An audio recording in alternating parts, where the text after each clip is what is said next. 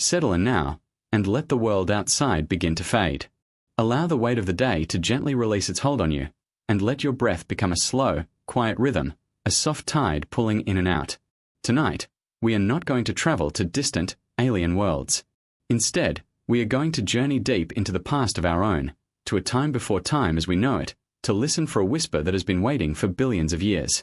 Imagine the night sky, not as you see it now, with the familiar glow of cities on the horizon, but as it was long ago, a profound, velvet blackness, dusted with the silver of a billion suns. The air is still and cool, and the only sound is the gentle rustle of wind through landscapes you would not recognize. It is in this immense quiet that we can begin to ask a different kind of question. We often look to the stars and wonder if we are alone. We send out probes and listen with our great radio dishes for a sign, a signal from someone else, somewhere else. But what if we have been looking in the wrong direction? What if the great silence in the cosmos is not a sign of absence, but a sign of departure? What if the story of intelligence in the universe is not about a beginning we are yet to find, but about an ending that has already happened, right here? What if we are not the first children of this earth? Imagine a civilization that rose, flourished, and vanished from this planet long before the first trilobites swam in the primordial seas. A civilization so ancient that its existence has been scoured from the memory of the world by eons of wind and rain, by the slow, grinding dance of continents, and by the relentless turning of the geological clock. They would not have left cities of stone or monuments of steel. Time is an ocean, and such things are but castles of sand, washed away by the first tide. Their legacy would be far more subtle, woven into the very fabric of the planet itself, a ghost in the machine of the world. This is not a story of ancient astronauts or forgotten technologies. It is a quieter, more patient story. It is a thought experiment that invites us to perceive time not as a line, but as a vast, deep ocean, and to consider that its depths may hold stories we have not yet learned how to read. It asks us to imagine a form of life so profoundly different from our own, yet born from the same elemental dust, warmed by the same young sun. A civilization that looked upon this world, understood its rhythms and its deepest secrets, and then, for reasons we can only guess, chose to leave it all behind. Their story, if it exists, is not written in any book. It is written in the faint, anomalous magnetism of ancient rocks, in the peculiar isotopic ratios of deep earth crystals, and perhaps in the silent, unread passages of our own DNA. It is a story told not with words, but with whispers. And so, as you rest here, let your mind drift back, past all of human history, past the age of mammals, past the dinosaurs, back into the deep, quiet darkness of the Precambrian world. Let us listen together for the echo of their departure, a silence that speaks volumes, and wonder about the civilization that chose the stars, leaving the earth to dream of us. To find any trace of them, we must first understand the immensity of the archive we are searching. The earth itself is the only library that could hold their story, but it is a library that is constantly rewriting itself. Imagine the planet's crust not as a solid, permanent thing, but as a collection of colossal, slow-moving rafts floating on a sea of molten rock. These are the tectonic plates, and their journey is one of creation and destruction, a cycle that spans hundreds of millions of years. Continents drift together, pushed by unseen currents in the mantle, and form supercontinents, vast landmasses that hold for a time before rifting apart once more. Mountains are born in the violent crumpling of these collisions, rising majestically only to be immediately subjected to the patient, relentless forces of erosion. Wind, water, and ice are the tireless sculptors of this world, grinding down the mightiest peaks grain by grain, carrying them down rivers as silt, and depositing them on the floors of ancient oceans.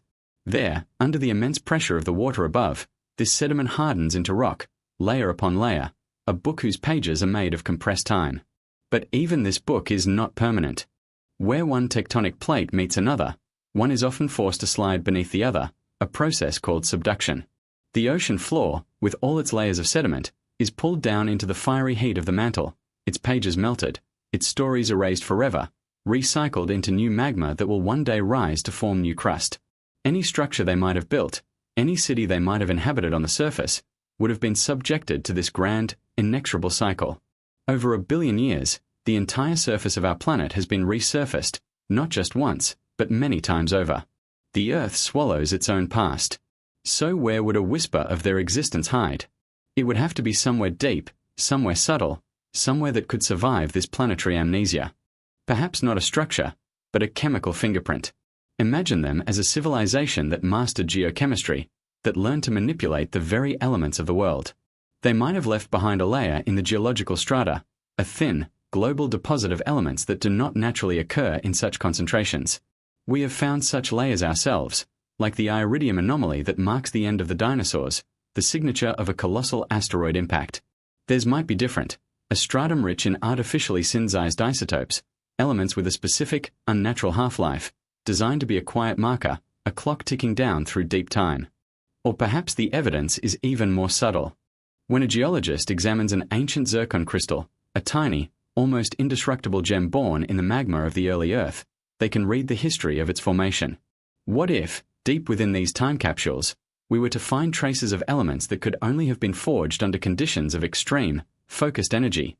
Not the chaos of a supernova, but the controlled, delicate touch of a technology we cannot yet imagine. Their ruins are not cities, but anomalous data points in a geological survey. Their monuments are not statues, but a peculiar magnetic field variation locked in a piece of basalt that cooled on the deep ocean floor a billion years ago. It is a signal so faint, so close to the background noise of the planet's natural processes, that we could stare right at it and see nothing but nature. They did not try to defy the Earth's cycles. They wrote their message in the language of those cycles. It is a message that does not shout, but waits patiently to be found, a quiet anomaly in the deep, deep rock. If the stone of the Earth erases its memories too efficiently, perhaps there is another library, a living one, that might hold a more enduring record. Life itself is a chain of information, passed down from generation to generation for nearly 4 billion years. Every living cell on this planet carries within it a molecule of incredible complexity, DNA. It is a code, a blueprint that contains the instructions for building an organism, from the simplest bacterium to the intricate architecture of the human brain. This library of life is vast and ancient, and it carries with it the ghosts of its own past. Within our own genome, and that of every other creature, lie vast stretches of what was once called junk DNA. These are long, repetitive, non-coding sequences that, for a long time, were thought to be meaningless filler, the accumulated debris of eons of evolution. But we are slowly learning that this junk is not so useless after all. Some of it regulates how other genes are expressed. Some of it consists of the fossilized remnants of ancient viruses that inserted themselves into our ancestors' genomes millions of years ago, and much of it remains a profound mystery. Now, imagine if this ancient civilization was not just masters of geology, but of biology as well. What if they saw the coming and going of continents, the slow erasure of stone, and chose to leave their mark in a medium that was self-repairing, self-replicating, and capable of surviving across geological time? What if they encoded a message, not in the simple, linear way we write our own messages, but in the complex, folded language of genetics? It would not be a sentence you could read like a book. After a billion years, any such simple message would be scrambled beyond recognition by the constant, random process of mutation. Evolution is a river of noise that would drown out any simple signal. Instead, they would have had to build a message that used the very nature of biology to its advantage. Perhaps they designed a sequence of DNA that, when transcribed into a protein, would cause that protein to fold itself into a shape of pure, undeniable artificiality. A perfect geometric solid, for instance, or a molecule that represented a fundamental mathematical constant. The function of this protein in the organism might be mundane, a simple enzyme doing a simple job, but its structure would be the signature. The selective pressures of evolution would preserve the protein's function, and in doing so, would inadvertently preserve the hidden message locked within its shape. Or consider the possibility of a synthetic retrovirus, a piece of biological code designed to insert itself into the genome of a host and lie dormant. It would be a fossil virus, but one of such elegant and efficient design that it stood out from the chaotic, haphazard structures of natural viruses. Its genetic sequence might contain patterns, symmetries, or a level of complexity compression that defies a natural origin. It would be a quiet testament, sleeping in the blood of countless species, passed down through the ages, waiting for a descendant species to develop the tools to read the code of life and recognize the ghost in its own machine. The message would be degraded, fragmented by a billion years of copying errors, but its core structure might still be detectable by a statistical analysis of the genome. It would appear as a faint, anomalous pattern in the background noise of life's history, a song whose melody is almost lost, but whose rhythm can still just be felt. It is a humbling thought that the evidence of the first intelligent life on Earth might not be in the sky above us, but deep within every cell of our own bodies, a silent, Inherited memory we are only now beginning to learn how to read. To truly contemplate this civilization, we must release our own image from the mirror. We must let go of the idea of hands, of eyes, of cities, of the very shape of a bipedal creature walking on the land. The world they inhabited was an alien planet, even though it was our own. The continents were in different places, the atmosphere had a different composition, the sun was younger and fainter. The forms of life that would have coexisted with them are now known to us only as faint impressions in ancient stone. So what might they have been? Perhaps they were not individuals in the way we understand the term. Consider the largest organism on Earth today, not a whale, but a fungus, a vast mycelial network in Oregon that covers nearly 4 square miles, a single genetic entity whose tendrils weave silently through the soil, communicating with the forest, sharing nutrients, a slow, distributed intelligence. What if this ancient civilization was something similar, but on a planetary scale? A global consciousness, a network of life woven into the very crust and oceans of the Earth. It would not have needed cities, for the entire planet was its body. It would not have needed language, for its thoughts were the chemical signals passing through the soil and the sea. Its consciousness would operate on a different timescale, its thoughts lasting for millennia, its decisions unfolding with the slowness of geological change. It would not perceive the world through eyes, but would feel the subtle shifts in the planet's magnetic field, taste the changing chemistry of the deep ocean vents, and hear the slow, deep groan of tectonic plates. Its technology would not be something separate from nature. It would be an extension of it. It would not build machines of metal, but would cultivate biological processes to achieve its goals. If it wanted to mine minerals, it would evolve specialized bacteria to leach them from the rock. If it wanted to create structures, it would grow them from organic polymers, perhaps crystalline structures of carbon that, upon their purpose being served, would simply biodegrade, leaving no trace, becoming food for the very ecosystem they arose from. Their world would have been a perfectly balanced, self-sustaining system. Their industry would not produce waste, but nutrients.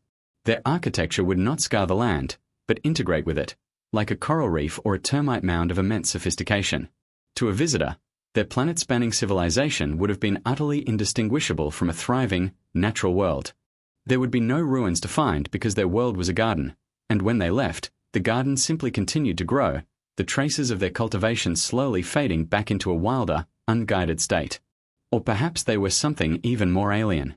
Life does not have to be carbon-based.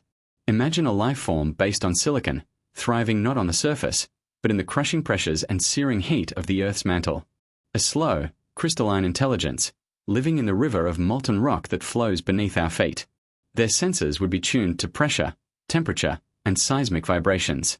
The slow dance of the continents on the surface above would be to them like the shifting of clouds in the sky. Their existence would be entirely hidden from the surface world, their civilization a secret kept by the deep earth.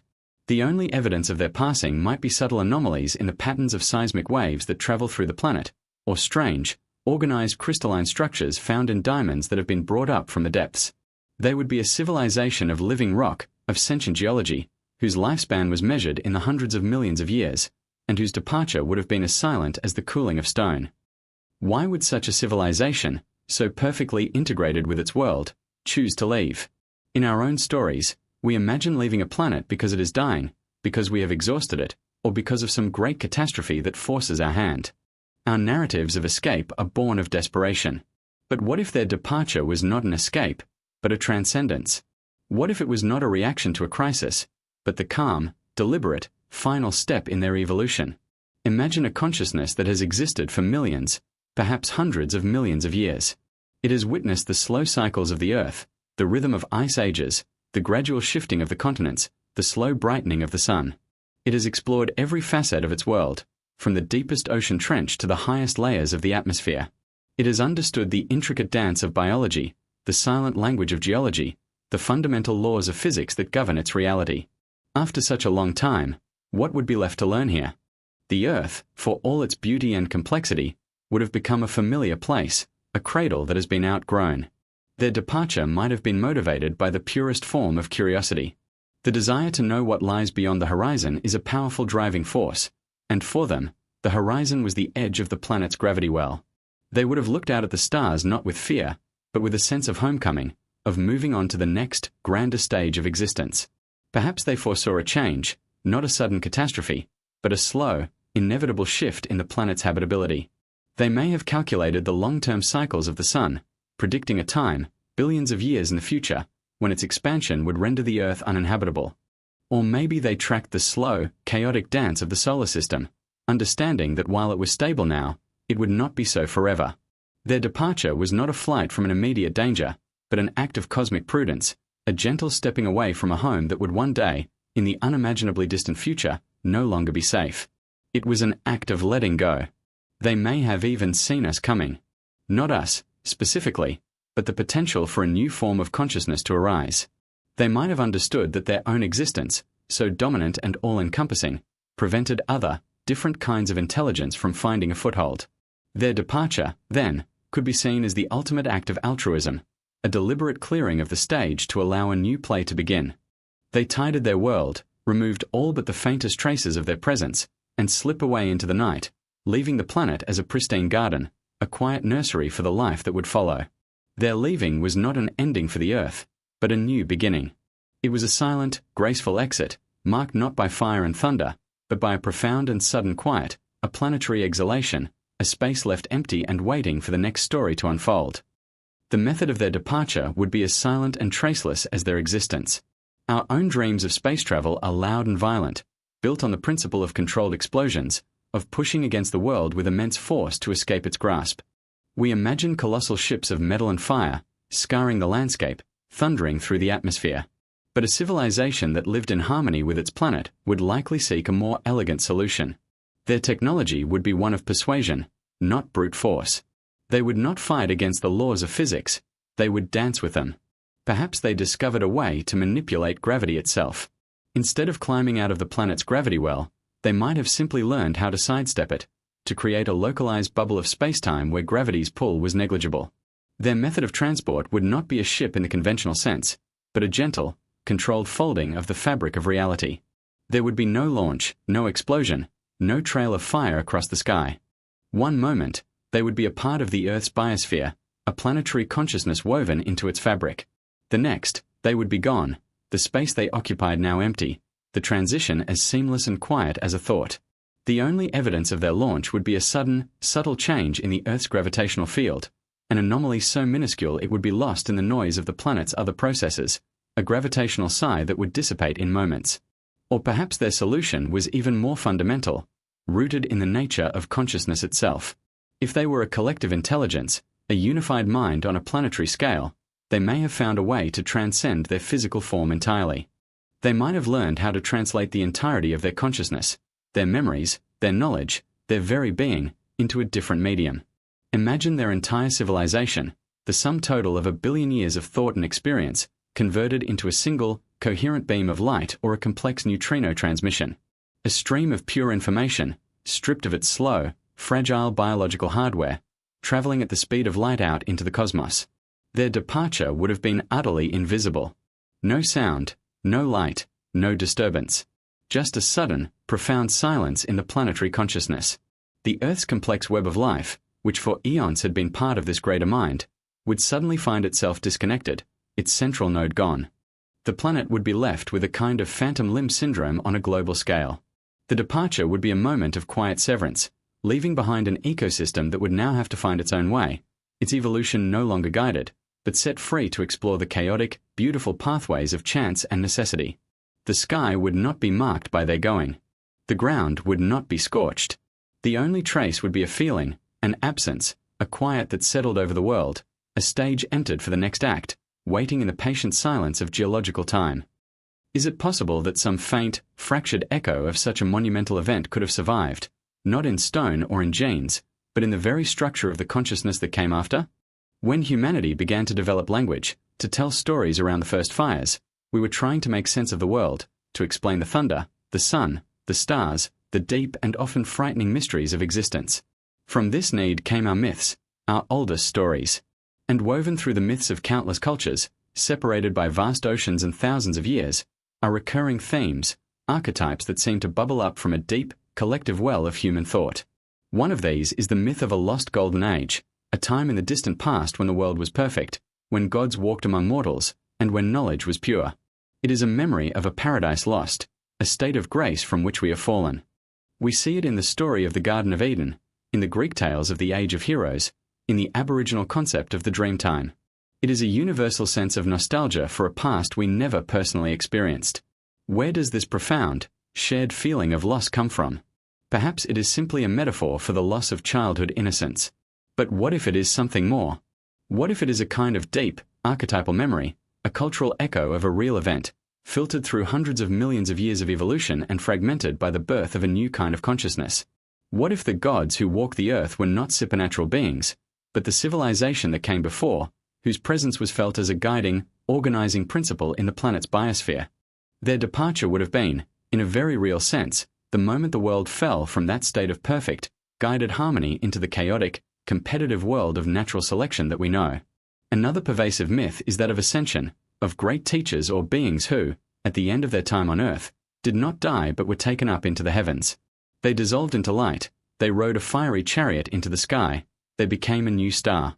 It is a story of transcendence, of leaving the mortal world behind for a higher, celestial plane. Could these stories be the faint, distorted reverberations of the great departure? A story hardwired into the planet's very consciousness, a memory that resurfaces in the dreams and myths of the species that came next, a story of beings who simply left for the stars. This would also explain our innate, almost inexplicable connection to the night sky. Why do we look up at the stars with such a deep sense of wonder, of longing, and even of a strange, unplaceable homesickness? We are creatures of the earth, evolved to this world's gravity, this world's light. And yet, we are possessed by an relentless urge to explore what is out there. Perhaps this cosmic curiosity is their truest legacy, a question they planted in the very soil of the world, a question that would inevitably lead the next intelligence to look up and wonder, and in doing so, to begin the same journey they once completed. If this civilization was so advanced and so thoughtful as to plan a departure that would leave the world pristine for what came next, it is conceivable they might have left something for us. Not a monument, not a weapon, not a tool. Such things are too easily misunderstood, too easily turned to ruin. A gift of advanced technology to a young species would be like giving a loaded gun to a toddler. Instead, they would leave behind something far more valuable and far more subtle, a puzzle. A series of carefully placed clues, designed not to give us answers, but to encourage us to ask the right questions. The puzzle would be a catalyst for our own development. The clues would be those faint anomalies we have considered, the strange isotopic ratios in ancient rocks, the mathematically elegant protein structures hidden in junk DNA, the faint, patterned magnetic signatures on the ocean floor. Each clue would be just on the edge of detectability, indistinguishable from a natural phenomenon until our science became sophisticated enough to see the pattern in the noise. Finding the first clue would require us to develop geology and chemistry. Understanding it would push us towards nuclear physics. The second clue, hidden in the genome, would only be accessible once we had mastered biology and genetics, and would require advanced computing to decipher its statistical improbability.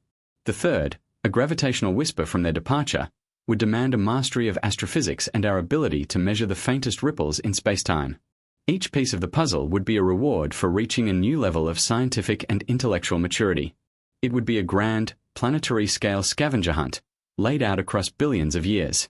The purpose of this puzzle would not be to tell us their story. Their history, their culture, their names, all of that would be irrelevant. The purpose would be to guide our own development, to gently nudge us along a path of discovery. The puzzle would teach us to think critically, to collaborate globally, to appreciate the interconnectedness of all scientific disciplines. It would teach us to understand our planet on its most fundamental levels, and in doing so, to appreciate how fragile and precious it is. The message is the medium. The legacy they left behind is not an artifact, but a curriculum. They did not leave a book of knowledge. They left us a library and the quiet encouragement to learn how to read. Their ultimate gift would be the realization that we are capable of finding these answers for ourselves. The final piece of the puzzle would not be a revelation about them, but a revelation about us, that any species that could solve this puzzle has, by definition, become mature enough to be their successor. They would have passed the torch not by handing it to us, but by leaving a trail of breadcrumbs that taught us how to build our own fire.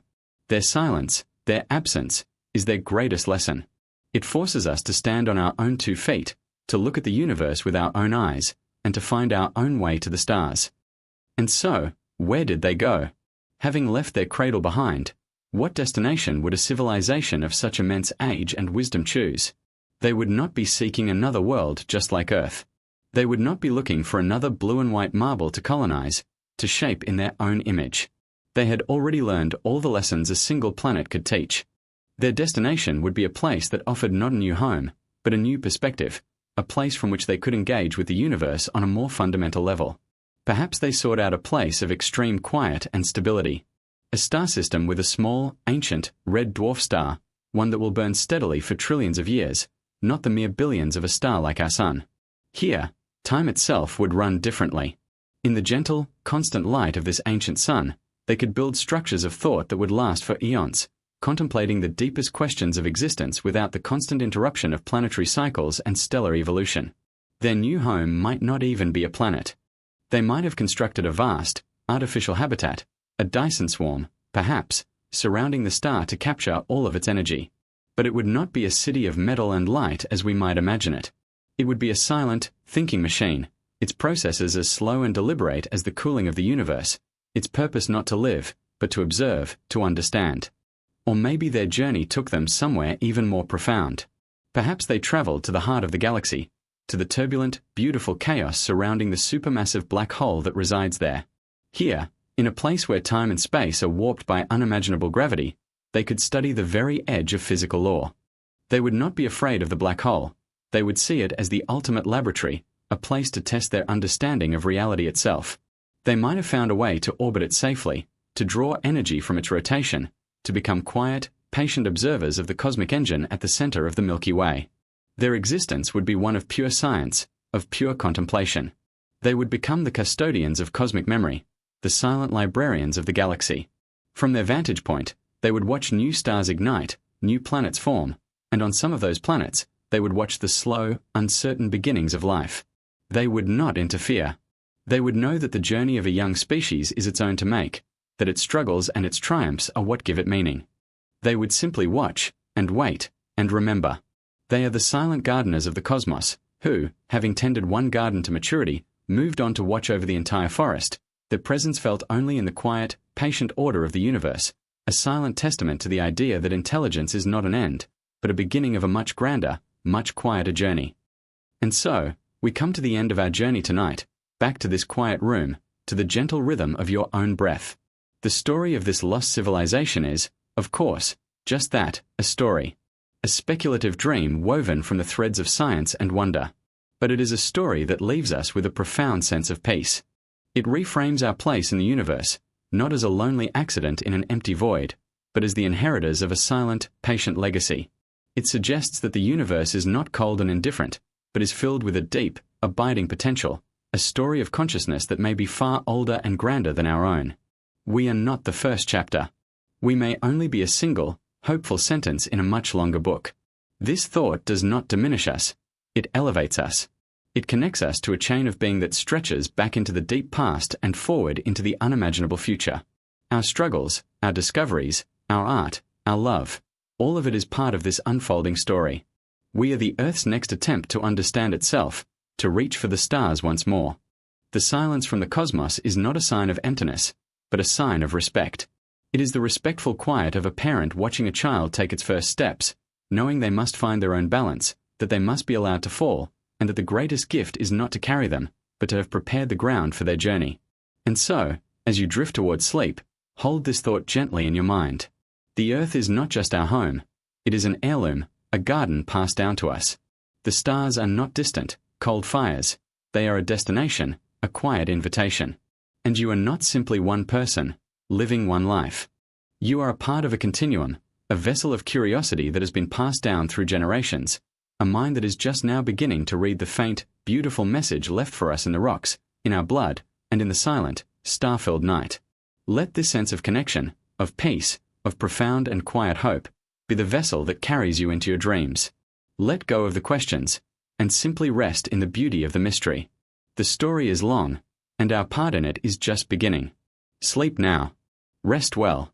There is so much time.